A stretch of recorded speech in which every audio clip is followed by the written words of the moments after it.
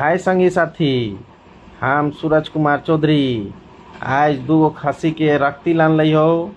सबसे पहले गरम पानी में एकरा सिझेबै। कढ़ाई में हम डाल दिले है गरम पानी के संगे। ये देखा सिझ रहल है। सिझल बाद एकरा छोटे छोटे काटबै। काटल के बाद प्याज तेल के संगे बेस से भूंजबै। जब लाल हो जतै ओकर बाद मसाला डाल के हम इन खेबै। बहुत ही बेस लगते खाए में।